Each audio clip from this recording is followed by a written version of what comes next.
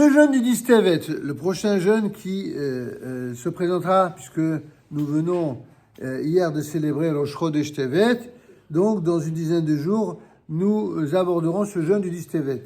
En effet, pourquoi ce jeûne est-il si important? Tout simplement parce que durant 850 années, le peuple d'Israël a habité le pays de Canaan depuis le jour où ils y étaient entrés sous les ordres de Josué. Plus de 20 générations s'y sont succédées jusqu'à l'époque où Nabuchodonosor, en hébreu Nebuchadnezzar, roi de Babylone, conquit le pays et emmena captifs les habitants en Mésopotamie.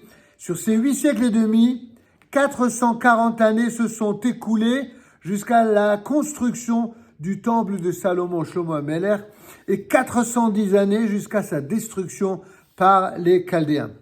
L'Éternel avait promis à Abraham: tout le pays que tu aperçois, je te le donne à toi et à ta descendance à perpétuité, comme vous pourrez le vérifier dans la référence de la Genèse, Bereshit, au chapitre 13, verset 15.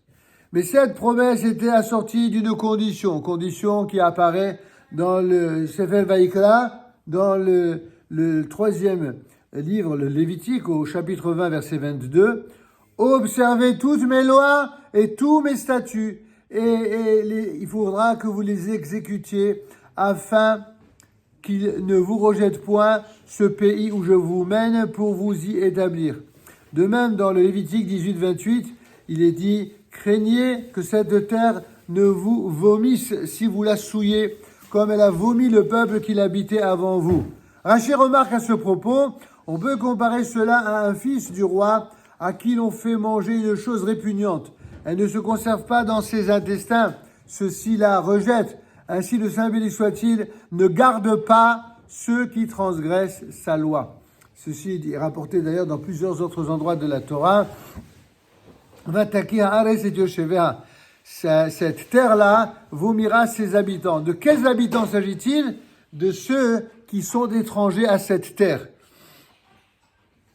On sait que sur les 20 générations qui ont séjourné en Eretz Israël avant que la terre ne les rejette, nombreuses étaient celles qui n'ont pas observé l'alliance, qui ont souillé le pays en y pratiquant l'idolâtrie, adorant ce qu'ils appelaient le Baal, l'Astarté et les dieux de tous les autres peuples.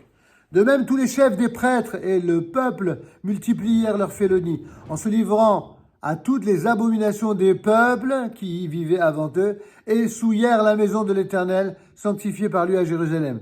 Ils raillaient les messagers de Dieu.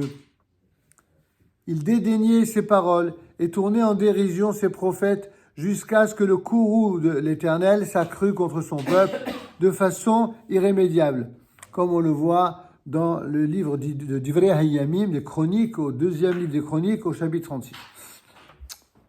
Alors, dans la 9e année du règne de Tzidkiyahu de Sédécias, le 10e mois, le 10e jour de ce mois, Nabuchodonosor, roi de Babylonie, marcha avec toute son armée contre Jérusalem. Il campa sous ses murs et on éleva des retranchements tout autour. La ville subit le siège jusqu'à la 11e année du règne de Sédécias. Le 9 du 4e mois, la ville fut ouverte par une brèche, tel qu'on le voit dans le livre des rois Melachim Bet, au chapitre 25, versets 1 à 3. Par ailleurs, dans Jérémie 52, 12, 13, il est dit: le 10e jour du 5e mois, Nebuzaradan, chef des gardes, entra dans Jérusalem. Il mit le feu au temple du Seigneur. Ainsi, le commencement du châtiment eut lieu le 10 Tevet, jour funeste où Jérusalem fut investie par Nabuchodonosor. C'est la raison pour laquelle le jeûne du 10 Tevet a été fixé. Et c'est la raison pour laquelle, depuis lors, nous jeûnons chaque année le 10 Tevet. Je précise, puisque nous parlons de Hassab et Tevet, c'est le seul jeûne de tous les jeûnes de l'année qui peut tomber un vendredi. Puisque, à part Yom Kippour, aucun jeûne ne peut tomber un Shabbat. Et par ailleurs, le vendredi, le seul et unique jeûne qui peut tomber un vendredi, c'est le jeûne du 10 Tevet. On a encore une autre particularité pour le Hassab et Tevet. Nous parlerons lors de notre prochaine vidéo de la raison pour laquelle ces jeûnes ont été institués. Il ne s'agit pas d'une solennité, il ne s'agit pas simplement d'un rappel, mais le jeûne poursuit des buts différents dont le premier de ses buts, c'est sûr, c'est de réparer ses fautes. Eh bien, on verra comment on peut réparer ses fautes. C'est certainement pas qu'en jeûnant, parce que quelqu'un pourrait jeûner et faire exactement le contraire de ce qu'il faut faire un jour de jeûne, et finalement, il passerait à côté de l'essentiel. Ce sera pour notre prochaine vidéo. Bezat Hashem.